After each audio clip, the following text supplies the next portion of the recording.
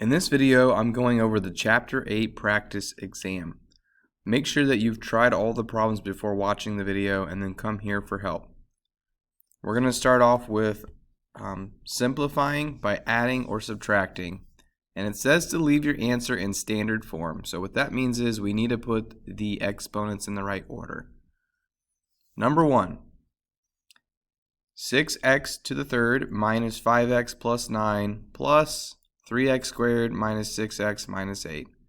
Okay, so this is an addition problem. We know that because in between the two polynomials is an addition sign.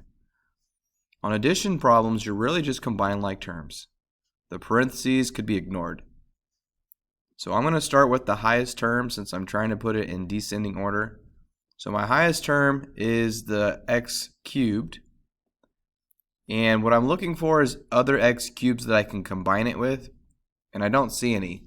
So there's just going to be 6x cubes. Now I'm going to look for the second highest term. I see a squared. And there's no other squareds. So that's not going to be able to combine with anything as well. 3x squared. Okay, now I'm looking for my linear term or the degree of 1. And I've got two of those. Negative 5x and negative 6x. Together, they make negative 11x. And now I've got just my constant term here. The 9 and the negative 8. Those put together make a positive 1. So I've just added those two polynomials and I put it in standard form. But once again, standard just means put it in descending order in terms of the exponents. Alright, number 2. So looking at this problem, this is a subtraction problem. With a subtraction problem, before you combine like terms, we have to distribute. So I am going to distribute the negative, or that just means change the signs of everything in the parentheses following the subtraction sign. So this is going to turn into a negative 9c to the fourth, negative 2c cubed, positive 4c, and positive 4. Now that I've distributed the negative, I can combine like terms with these that we just distributed and the polynomial in front. Make sure you do not change the polynomial in front. I got negative 9c to the fourth and 4c to the fourth. If I put those together, I get negative 5c to the power 4. Okay, my next highest term is a cube. So I'm looking at this degree 3, and I don't have any other degree 3s. So I'm going to put negative 2c to the power of 3. Okay, now I'm looking at my squared term. Once again, no other squared terms. So just 2c squared. Okay, now my linear term, or degree 1.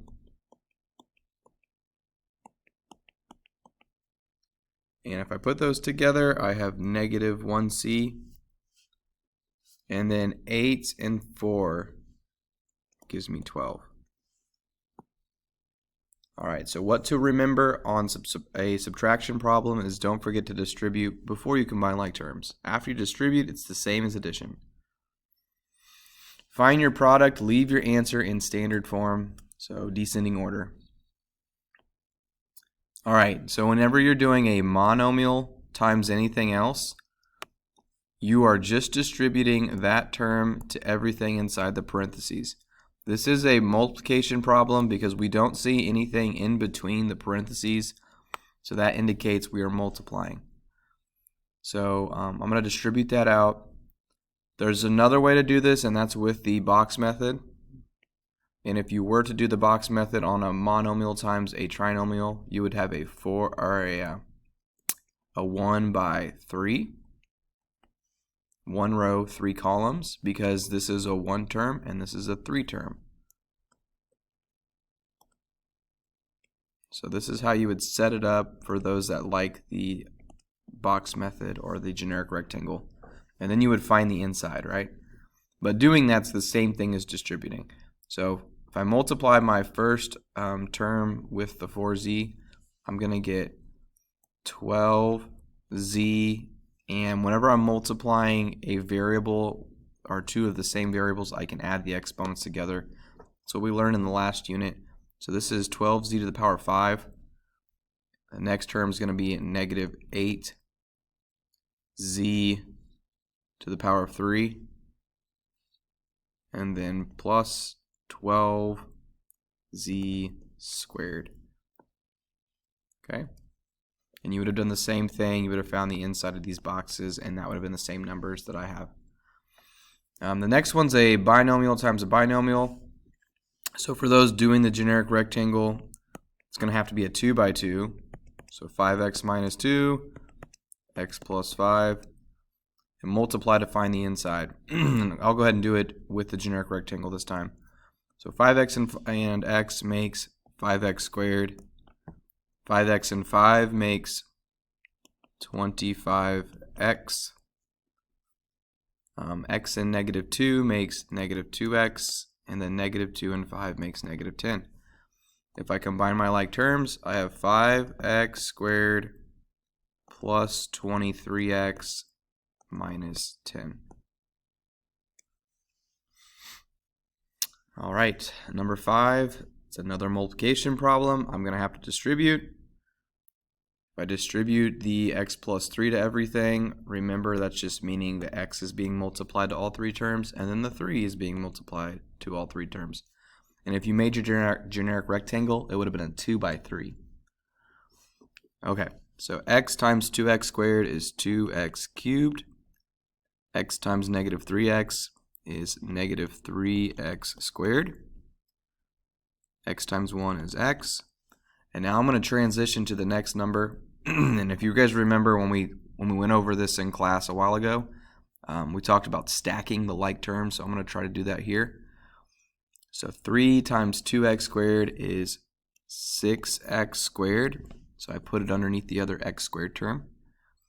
3 times negative 3x is negative 9x. And 3 times 1 is 3. Okay, now if I add down, I have 2x cubed plus 3x squared minus 8x plus 3.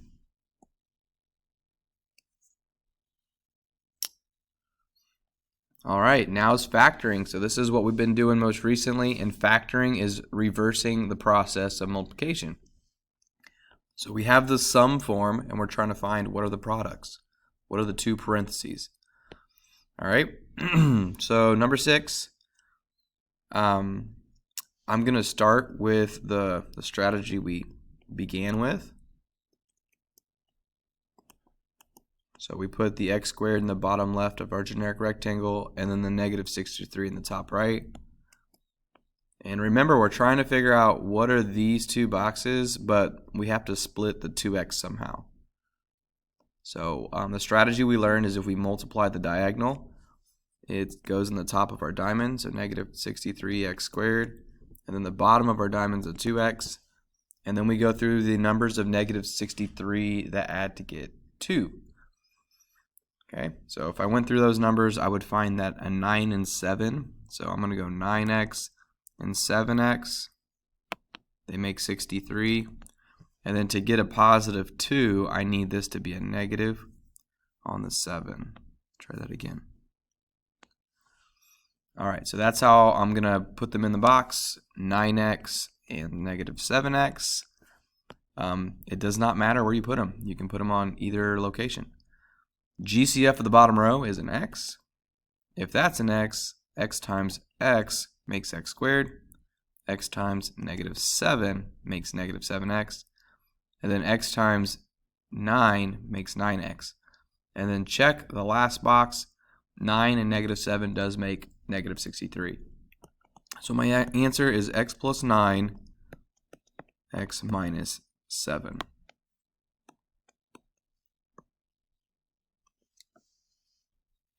All right, you guys pause the video. If you have not done 7, make sure that's done and then come back. All right, there's your answer for number 7. Pretty straightforward. X minus 4, x minus 2. Number 8, this one's actually a difference of squares that we learned.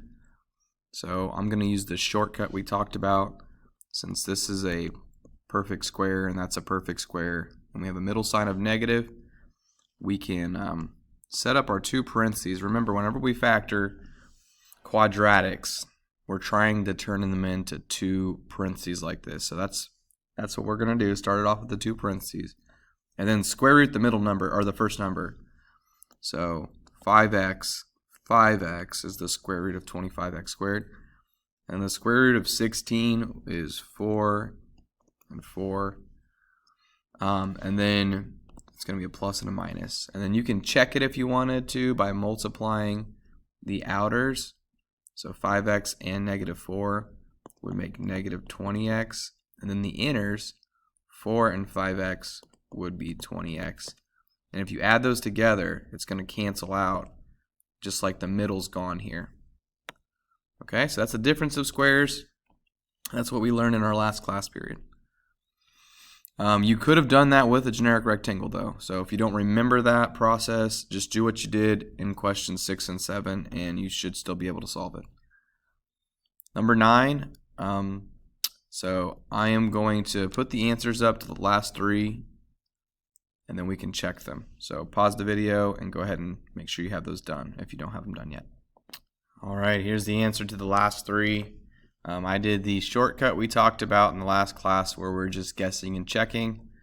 So I got 3x minus 2, x plus 5. And then on number 10, there's a GCF, so don't forget about pulling the GCF out. My recommendation is to pull it out at the beginning and then factoring what's left. But if you did not do that, see if you can find that factor of a 2 in one of your parentheses and pull it out now. But your answer should be 2, x plus 2, x plus 3. And number 11 will not be on the test. That's not one that we've done. But this is the answer, and you can see I used a generic rectangle, and I just plugged in all 4 of those into the generic rectangle. Okay, now we're looking at the back. So the last part from this unit was the very beginning, naming the polynomials based on their degree and number of terms. Okay, so we've got 3x cubed minus 6x squared plus 2x minus 2. So I'm going to start by looking at the degree. And the degree is found by looking at the degree of the highest term. So this is going to be a degree 3 since x cubed is the highest term here. So if it's degree 3, it's going to be a cubic. That's how we named it. And there are 4 terms, so we're just going to call this a 4-term polynomial. We have names for everything under 4, but we don't have anything above 4 or above. So if that's the case, you're just going to put how many terms there are like that. Okay. Number 13, this is a degree 2. So if it's a degree 2, it's going to be a quadratic. And then there are 3 terms, so it's a trinomial.